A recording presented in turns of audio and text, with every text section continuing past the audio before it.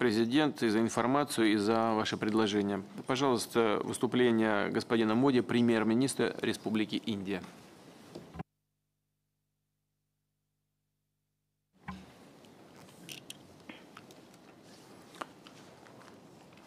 President Putin, Shanghai cooperation organisation के सभी माननीय नेतागण और निमंत्रित सभी महानुभाव, मैं शंघाई कोऑपरेशन ऑर्गेनाइजेशन के प्लेनरी सेशन में भारत को आमंत्रित करने के लिए आपका धन्यवाद करता हूं। मैं 125 करोड़ भारतवासियों की ओर से शुभकामनाएं लाया हूं। मैं भारत को एससीओ का पूर्ण सदस्य बनाने के लिए आपके प्रति आभार व्यक्त करता हूं। यह हमारे बीच ऐतिहासिक और प्राचीन संबंधों का प्रतीक है। इस क्षेत्र में जिसे मानव इतिहास का पीवट कहा गया है, शांति और समृद्धि को भी बढ़ावा मिलेगा।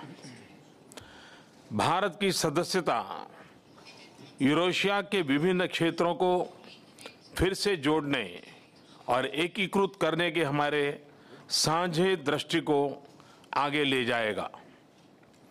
सेंट्रल यूरेशियन क्षेत्र के साथ भारत के प्राचीन समय से आध्यात्मिक, सांस्कृतिक, राजनैतिक और आर्थिक संबंध रहे हैं और इससे हम दोनों संपन्न हुए हैं। इस सदी की शुरुआत से जब से इस क्षेत्र का राजनीतिक परिदृश्य बदलने लगा है, भारत ने सेंट्रल एशियन देशों के साथ अपने ऐतिहासिक संबंधों को फिर से सुदृढ़ किया है।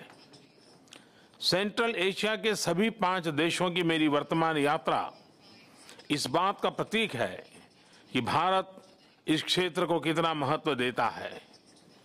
भारत के चीन और रूस के साथ मजबूत और गहरे स्ट्रेटेजिक संबंध है। शंघाई कोऑपरेशन ऑर्गेनाइजेशन की हमारी सदस्यता इन संबंधों के स्वाभाविक कड़ी के रूप में है। मैं यहां उपस्थित सभी देशों के साथ एससीओ में आपसी सहयोग से एकीकृत और जुड़ा हुआ यूरेशिया विश्व के सबसे डायनेमिक क्षेत्रों में एक बन सकता है। पिछली कुछ शताब्दियों से इस बड़े भूभाग देशों का ध्यान समुद्र और अन्य क्षेत्रों की दिशा में रहा है। अब समय आ गया है कि हम इस भूभाग में एक दूसरे की तरफ हाथ बढ़ाएं। सफलता के लिए जो भी साधन आवश्यक हैं वो हमारे पास है। हमारे यहाँ ह्यूमैनिटी का 2/5 हिस्सा निवास करता है। हमारे यहाँ भरपूर प्राकृतिक संसाधन, स्किल, मार्केट और टेक्नोलॉजी उपलब्ध है।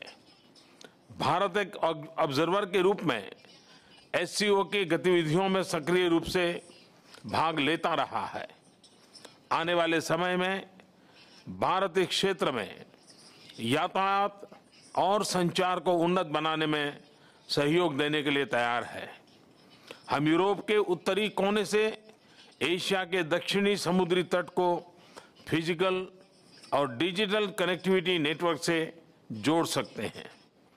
International north south transport corridor इसी दिशा में उठाया गया एक महत्वपूर्ण कदम है। इस क्षेत्र में इंफ्रास्ट्रक्चर के विकास में सहयोग देने में भारत को खुशी होगी। हम उन सभी प्रयत्नों का समर्थन करते हैं जो बाधाएं कम करते हुए इस क्षेत्र में व्यापार और निवेश को बढ़ाने में मदद करें। भारत की ऊर्जा और संसाधनों की बढ़ती जरूरतें और भारत में मौजूद एक बड़ा बाजार एससीओ क्षेत्र के में समृद्धि लाने के लिए अहम भूमिका निभा सकता है। साथ ही साथ भारत एससीओ क्षेत्र के देशों के साथ मिलकर मानव संसाधन विकास, इंफॉर्मेशन टेक्नोलॉजी, फार्मास्यूटिकल्स और हेल्थ केयर, बैंकिंग और capital market, small and medium enterprises, micro finance, food security, agriculture के क्षेत्रों में काम करने के लिए तैयार है। एससीओ क्षेत्र सांस्कृतिक विविधताओं से संपन्न है। इस संदर्भ में हमारे नागरिकों, विशेषकर युवाओं के बीच और अधिक आदान प्रदान इस क्षेत्र के भीतर और बाहर भी आपसी समझ बढ़ाने में मदद करेगा। इस क्षेत्र की इकोलॉजी काफी फ्रेजाइल है और हमारी प्राकृतिक विरासत बहुत ही सुंदर है। सस्टेनेबल डेवलपमेंट के लिए और क्लाइमेट चेंज से लड़ने के लिए हम एससीओ के साथ मिलकर काम करने के लिए तैयार हैं। हमारा मानना है कि समृद्ध भविष्य का आधार शांति है। भारत इस क्षेत्र में शांति और मैत्री बढ़ाने में योगदान देगा। आतंकवाद और अतिवाद इस क्षेत्र के लिए बड़े खतरे के रूप में उभर रही है। हम एससीओ के साथ मिलकर इनका सामना करेंगे। अफगानिस्तान में शांति और स्थिरता अफगानिस्तान की जनता का अधिकार है और यह साथ ही साथ इस पूरे भूभाग में शांति और समृद्धि को बढ़ाएगा। एक्सेलेंसी, अंत में मैं ये कहना चाहूँगा कि ह्यूमैनिटी का 1/6 हिस्सा भारत में निवास करता है। भारत 7.5% की विकास दर से प्रगति कर रहा है। पड़ोसी देशों के लिए भारत एक अवसर है, वहीं दूसरी ओर भारत के विकास के सपनों को साकार करने के लिए पड़ोसियों के साथ पार्टनरशिप बहुत महत्वपूर्ण है। इस संदर्भ में एससीओ के साथ हमारी भागीदारी हमारे सपनों को पूरा करने के लिए बहुत अहम है। मैं आपको आश्वस्त करता हूं कि भारत एससीओ को हर क्षेत्र में सहयोग देगा। इस अवसर पर मैं पाकिस्तान को एससीओ में शामिल होने पर बहुत बधाई देता हूं। मैं इस बैठक की सफलता की कामना करता हूं और आने वाले समय में आप सबके साथ एक सशक्त संबंध स्थापित करूंगा। मुझे खुशी है कि भारत की सदस्यता का कार्य उज्बेकिस्तान की चेयरमैनशिप में होगा। मैं प्रेसिडेंट कर्मियों को बहुत बहुत शुभकामनाएं देता हूं। बहुत बहुत धन्यवाद।